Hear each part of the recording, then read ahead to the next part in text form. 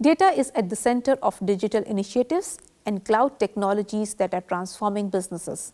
These cloud-driven initiatives are introducing a new brand of complexity as data increasingly grows in volume, variety, and velocity with each new source and destination. Our next session is on the topic Unleash the Power of Platform, Data to Everything for BFSI by Jyoti Prakash, Regional Sales Director, India, Splunk. Over to you, Mr. Prakash.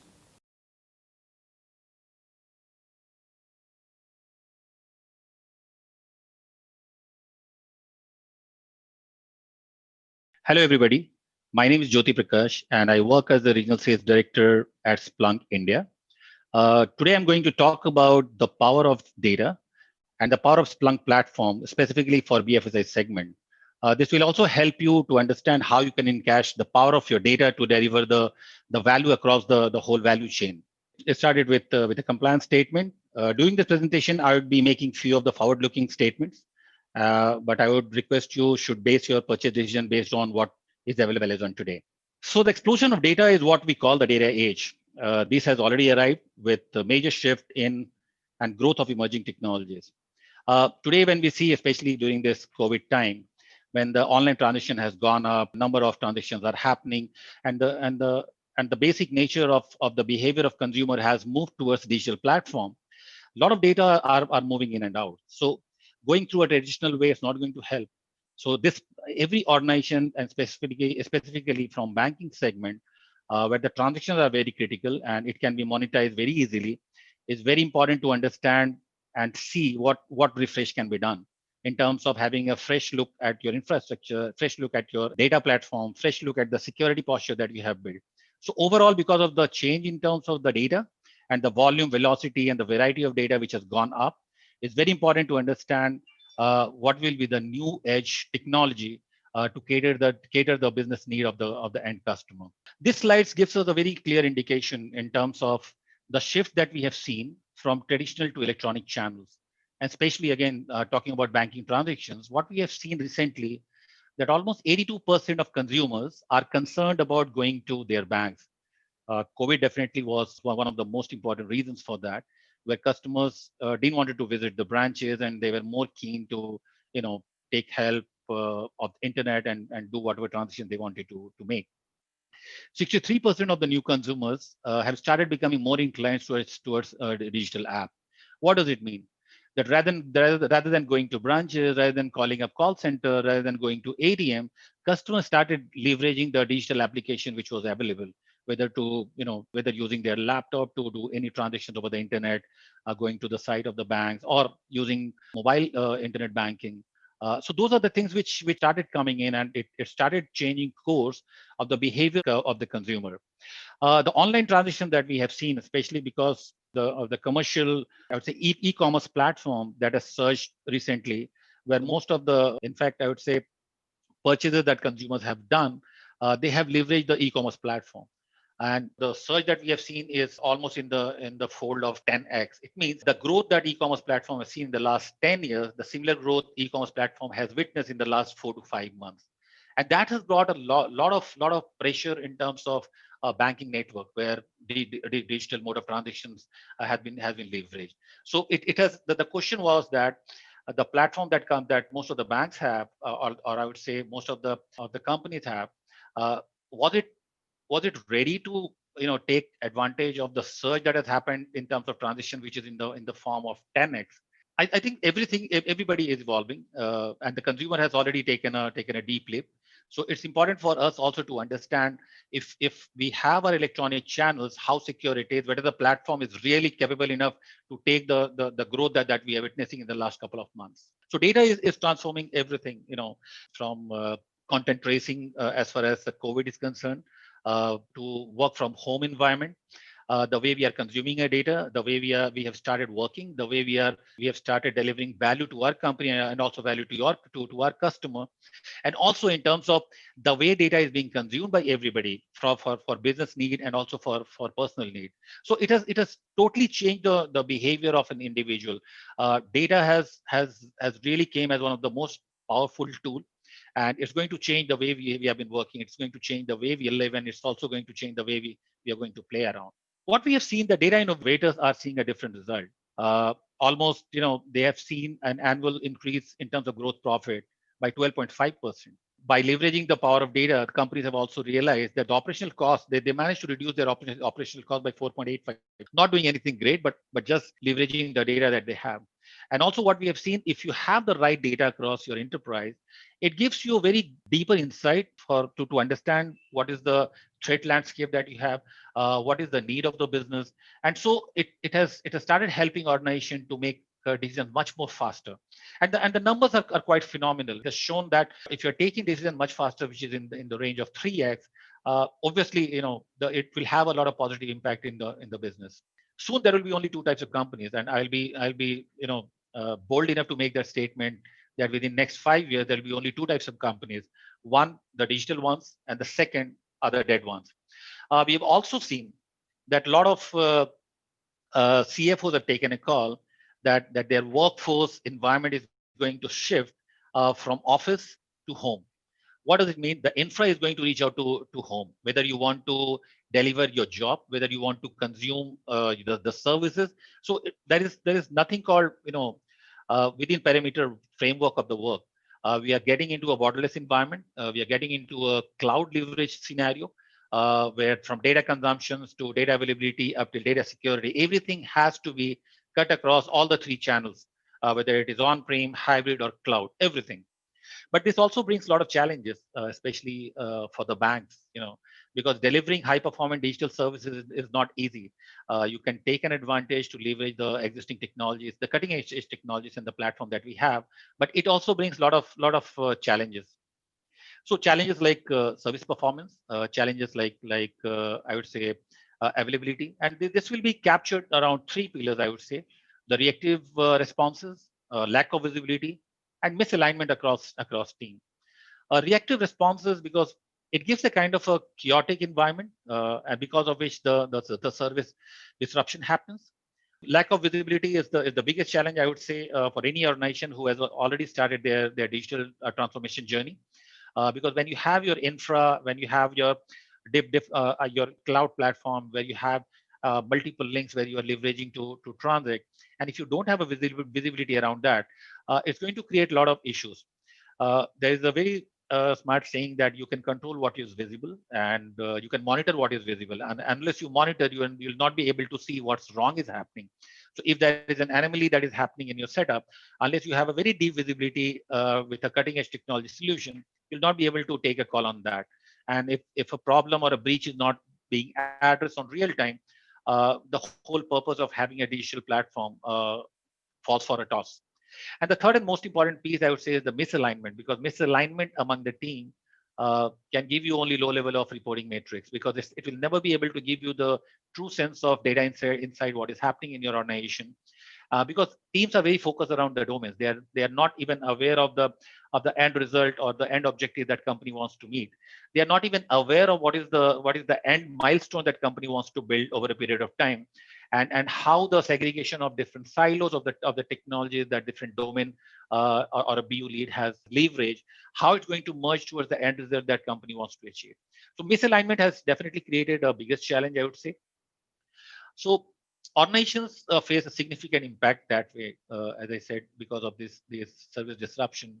That there will be a lot of time which is being lost in terms of making sure that the service is up and running. So there will be a huge struggle to innovate. And these are all real data that we have captured from the industry that we have seen from multiple sources.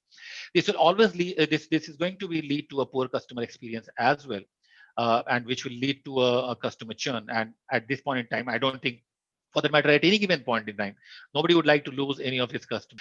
With the service degradation, it will have a major impact in terms of brand and reputation, and the whole platform, which has not been transformed digitally as expected, it will have an impact in terms of the loss of revenue. On internet and mobile banking services, which has become a true channel for the service delivery, especially for BFSI segment, even for insurance as well. I think most of the apps which are available, which are internet facing, uh, the challenges are humongous, because companies over a period of time has invested in technologies to monitor silos, I would say. Then there is a greater risk of increased fraud. The expectation from customer side have also gone up. And because the innovation is not happening, organizations are not able to leverage the true power of the data. And because of these complexities, rather than launching new services to end customers to retain the customers and also to attract the new customers, the companies are just getting and wasting time solving the complexities which is already there. How are we going to solve this problem? I think from Splunk side, we are very clear that in terms of messaging, that the only way to tackle the visibility challenge is to acknowledge that this is a data problem.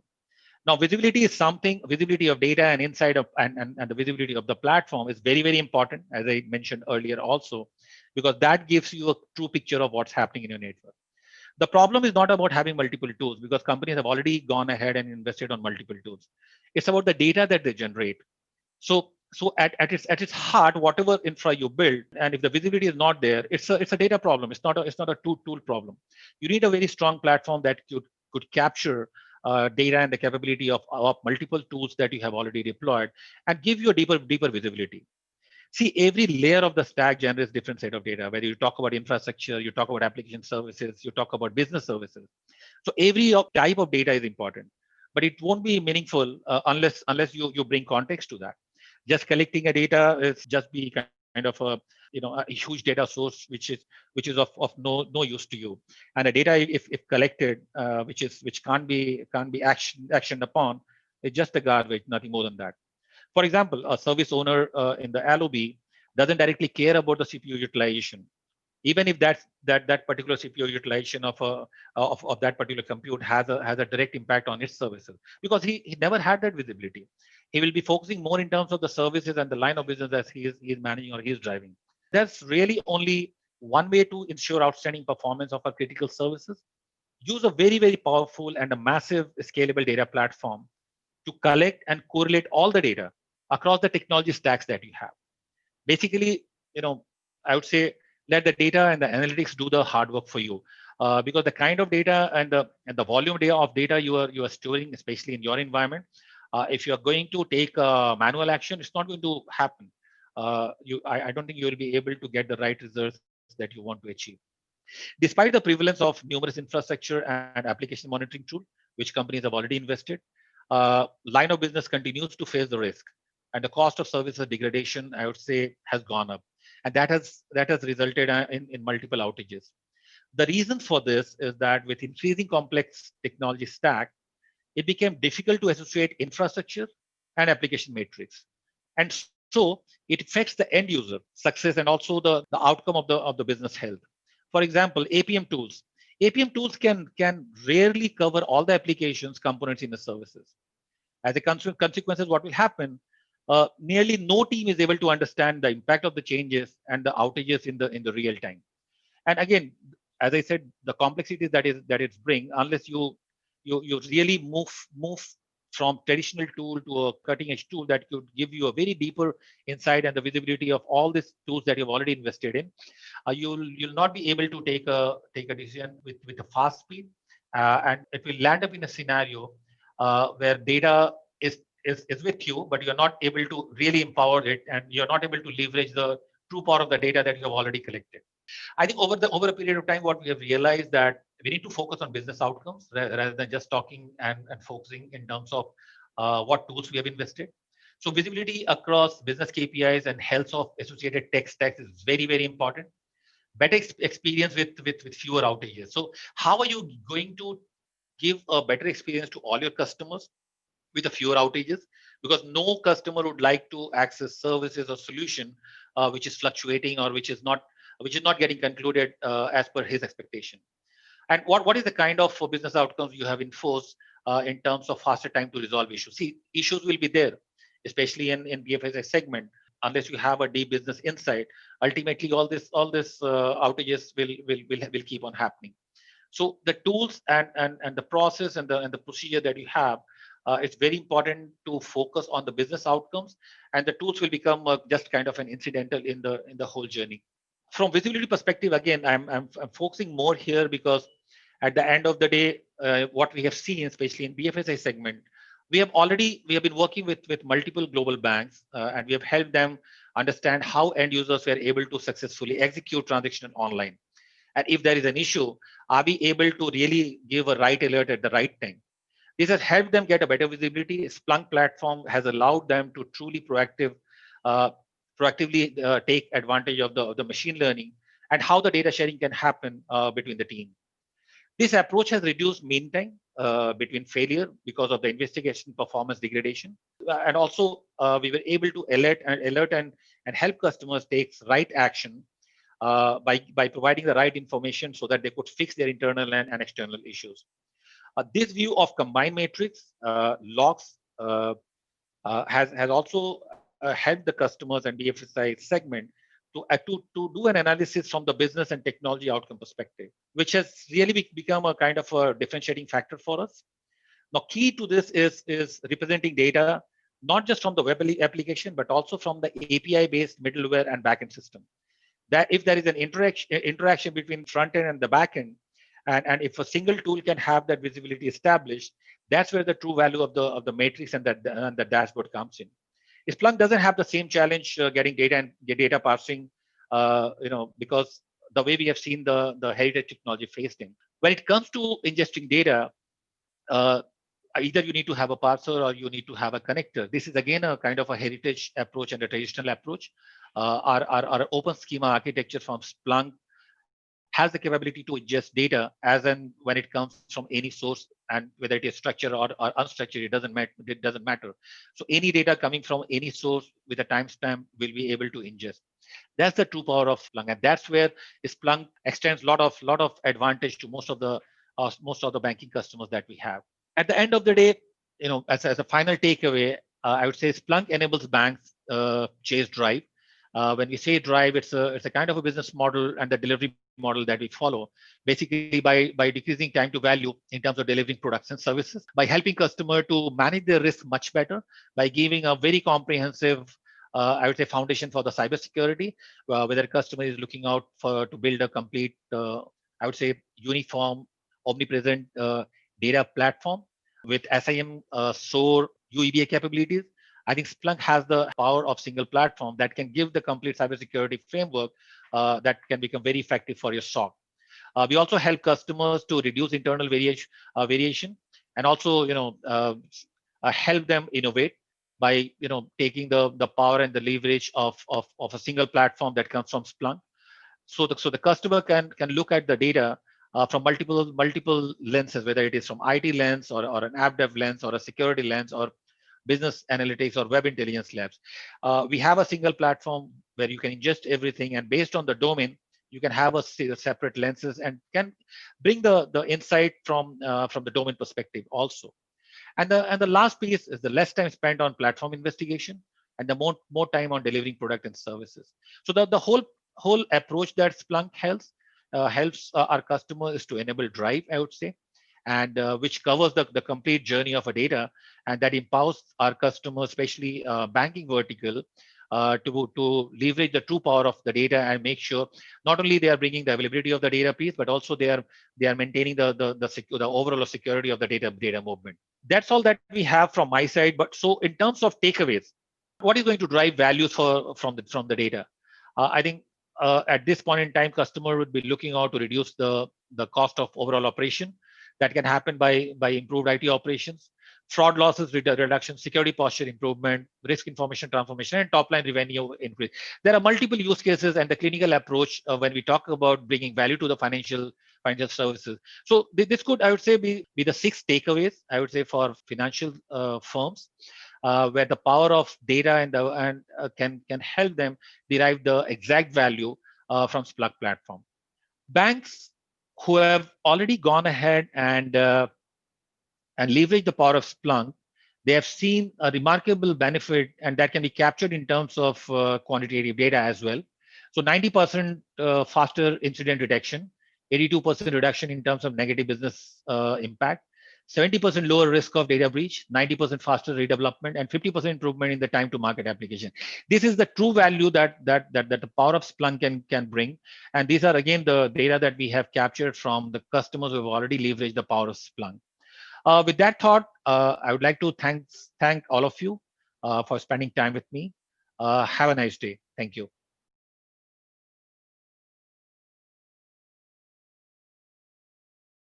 Thank you, Mr. Prakash, for an enriching session. Dear participants, please keep sharing your learnings on social media by using hashtag ETBFSICXO. Stay tuned.